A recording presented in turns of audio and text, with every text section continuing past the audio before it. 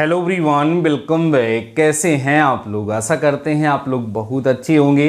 Dear students, अगर आप भी board of technical education Uttar Pradesh अर्थात यूपी बीटी के अंतर्गत अपना डिप्लोमा कंटिन्यू कर रहे हैं तो आज का ये वीडियो आप सभी लोगों के लिए बेहद इंपॉर्टेंट होने वाला है, क्योंकि आज के इस पर्टिकुलर वीडियो में हम बैक पेपर से रिलेटेड बड़ी ही महत्वपूर्ण जानकारी आप सभी लोगों के साथ शेयर करने चल रहे हैं। सो डियर स्टूडेंट्स, वीडियो बेहद इंपॉर्टेंट होने वाला है, कहीं पर भी वीडियो को स्किप मत करिएगा। आइए हम वीडियो को स्टार्ट करते हैं। डियर स्टूडेंट्स, बैक पेपर को लेकर के स्टूडेंट्स के माइंड में तमाम प्रकार के कंफ्यूजन रहते हैं, तो आज की इस पर्टिकुलर वीडियो में हम दो तरह का कंफ्यूजन दूर करने का प्रयास करेंगे। नंबर पहला कि सर जो बैक पेपर होता है क्या वो हमारे फाइनल ईयर की मार्कशीट में शो होता है, अर्थात जब हम कहीं किसी जॉब के लिए इंटरव्यू देने जाएंगे और अपनी फाइनल ईयर की मार्कशीट वहाँ सामने रखेंगे तो क्या ये दिखेगा कि हमारे फर्स्ट ईयर में 2 सब्जेक्ट में बैक थी, सेकेंड ईयर में 2 सब्जेक्ट में बैक थी,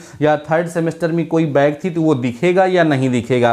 पहला क्वेश्चन ये बच्चों का होता है। दूसरा ये होता है कि सर जो हमारी बैक आ जाती है, जब उसकी बैक को हम क्लियर करते हैं तो हमारे जो मार्क्स बढ़ करके आते, जैसे मान लीजिए 60 मार्क्स का आपका पेपर था, 60 मार्क्स में आपका 20 मार्क्स पास मार्क था, लेकिन आप पाए थे 16 मार्क्स, तो आपका आ गया क्या? बैक पेपर, बैक आ गया उसमें। और नेक्स्ट टाइम जो आपने एग्जाम दिया तो आपको 60 में 50 मार्क्स आ गए, मतलब बहुत अच्छा परफॉर्मेंस हो गया। तो ये जो बढ़े हुए मार्क्स हैं ये आपकी मार्कशीट में जाकर के ऐड होंगे, आपके परसेंटेज को इंक्रीज करने में इनका योगदान रहेगा या नहीं रहेगा, ये भी बच्चों का क्वेश्चन रहता है। तो आइए दोनों टॉपिक पे डिस्कस करते हैं। सबसे पहली बात हम आपके साथ डिस्कस करेंगे कि जो आपका बैक पेपर होगा वो आपकी मार्कशीट में मेंशन होगा या नहीं होगा। तो डियर स्टूडेंट्स, रूल ये है कि अगर विद इन ईयर, उसी वर्ष, जिस वर्ष की वो बैक है, अगर उसी वर्ष वो आप उसको क्लियर कर लेते हैं तो आपकी मार्कशीट में वो शो नहीं होती है। अब विद इन ईयर आप कैसे उसको क्लियर करेंगे? जैसा कि आपको पता है कि जो फर्स्ट ईयर की बैक है, या आप फर्स्ट ईयर में आपको पता है कि 2 सेमेस्टर होते हैं, इवन और ऑड, माने फर्स्ट सेमेस्टर और सेकेंड सेमेस्टर। तो आपको पता होना चाहिए कि फर्स्ट सेमेस्टर की जो बैक है वो first semester, second semester, third semester, fourth semester, fifth semester, 6 सब में होती है, लेकिन इवन सेमेस्टर की जो बैक होती है वो इवन सेमेस्टर में ही होती है। तो मान लीजिए किसी बच्चे की फर्स्ट ईयर में, फर्स्ट सेमेस्टर में कोई बैक आ गई, तो मान लीजिए 2 सब्जेक्ट में उसकी बैक आ गई, ध्यान से हमारी बात सुन लीजिए। तो अब उस बैक को देखने का मौका आपको उसको कब मिलेगा? उसको सेकेंड सेमेस्टर में उस बैक को देने का मौका मिलेगा। तो ये जो सेकेंड सेमेस्टर है वो उसी वर्ष की बात हो रही है। तो अगर फर्स्ट सेमेस्टर की बैक को उसने सेकेंड सेमेस्टर में क्लियर कर लिया तो जब उसके फर्स्ट ईयर की ओवरऑल मार्कशीट आएगी तो उस सिचुएशन में उसकी मार्कशीट में वो बैक नहीं दिखेगी, किस सब्जेक्ट में बैक थी या किस सब्जेक्ट में नहीं थी, वो एकदम से क्लियर हो जाएगी, वो दिखेगी नहीं। केवल कब दिखेगी? जब फर्स्ट सेमेस्टर की मार्कशीट कोई देखेगा तो उसमें लिखा रहेगा प्रमोटेड विद बैक, तो केवल फर्स्ट सेमेस्टर की मार्कशीट में दिखेगी, फर्स्ट ईयर की मार्कशीट में नहीं दिखेगी, क्योंकि उस बच्चे ने क्या किया? विद इन ईयर अपनी बैक को क्लियर कर लिया। अब बात ये करते हैं कि मान लीजिए कि उसने जब बैक दी उसके अच्छे मार्क्स आ गए, तो वो जो मार्क्स हैं वो उसके परसेंटेज में ऐड होंगे, उसके मैक्सिमम मार्क्स में ऐड होंगे या नहीं होंगे? तो अगर आप विद इन ईयर उसको क्या करते हैं? क्लियर करते हैं और आपके मार्क्स भी इंक्रीज होते हैं, तो आपके वही जो रियल मार्क्स होंगे वो आपकी मार्कशीट में मेंशन हो जाएंगे, अर्थात आपके परसेंटेज को इंक्रीज करने में उनका योगदान रहेगा। लेकिन मान लीजिए कि आपके फर्स्ट सेमेस्टर की बैक थी, आप उसको सेकंड सेमेस्टर में नहीं क्लियर कर पाए, जाकर के आप थर्ड सेमेस्टर या फोर्थ सेमेस्टर या फिफ्थ सेमेस्टर या सिक्स सेमेस्टर तक लेकर के आप घसीटते हुए चले गए, तो उस सिचुएशन में अगर फर्स्ट ईयर में उसी साल की बैक उसी साल में अगर नहीं क्लियर हुई, वो नेक्स्ट ईयर में कैरी होकर के गई, तो उस सिचुएशन में क्या होगा कि पहली चीज तो यह है कि वो आपकी मार्कशीट में साफ साफ दिखेगा। जब आपकी मार्कशीट आएगी उसमें स्पष्ट रूप से लिखा रहेगा कि आप इस सब्जेक्ट की बैक आपकी इस सेमेस्टर की अभी तक चली आ रही, ये भी मेंशन होगा। और साथ ही साथ उसका एक बड़ा नुकसान ये होगा कि आप कितना भी अच्छा परफॉर्म कर लें, कितने भी अच्छे मार्क्स आपके आ जाएं, उस मार्क्स का कोई प्रभाव आपके परसेंटेज पर नहीं पड़ेगा, केवल और केवल आपको उस बैक को क्लियर करना होगा। तो ये दोहरा नुकसान है। अगर आप किसी भी वर्ष की जो बैक है उसी वर्ष उसी ईयर में क्लियर नहीं कर पाते हैं तो उसका डबल लॉस है।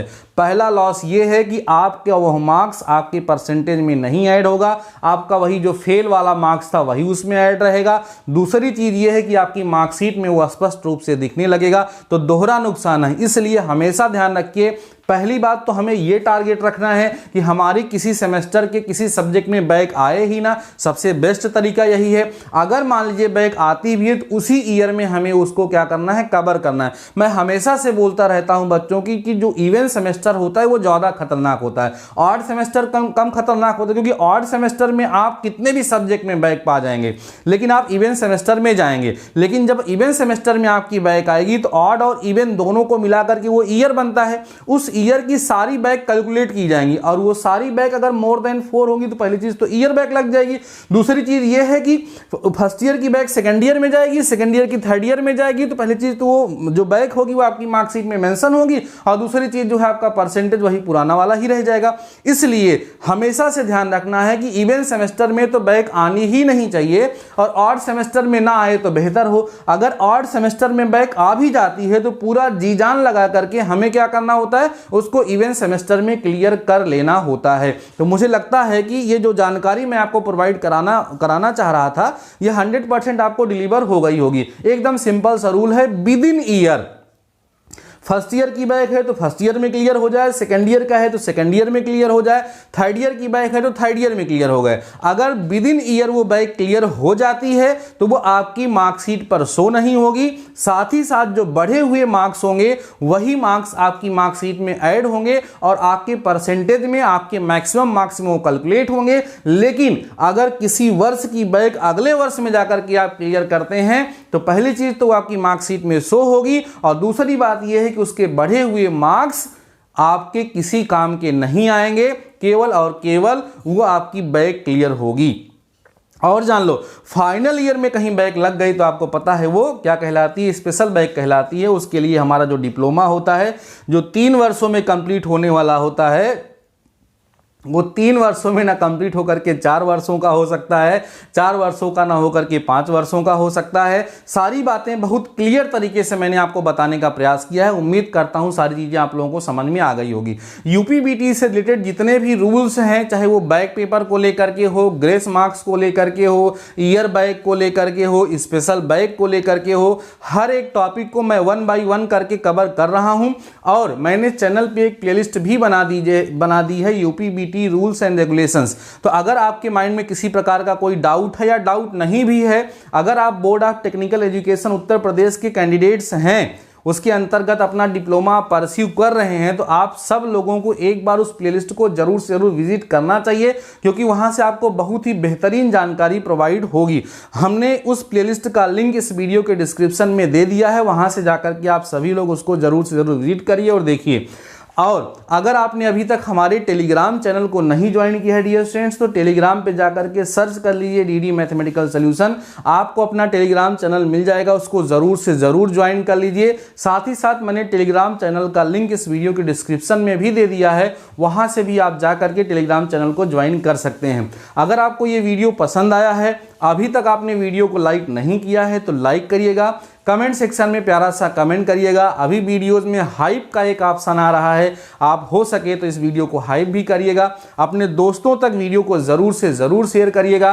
बाकी आपके माइंड में किसी प्रकार का कोई डाउट है, कोई क्वेश्चन है, तो कमेंट सेक्शन में फटाफट से कमेंट करके पूछ लीजिए। बाकी आज के इस वीडियो में बस इतना ही, मिलते हैं नेक्स्ट वीडियो के साथ, नेक्स्ट टॉपिक के साथ। तब तक लिए शानदार रहिए और पढ़ते रहिए।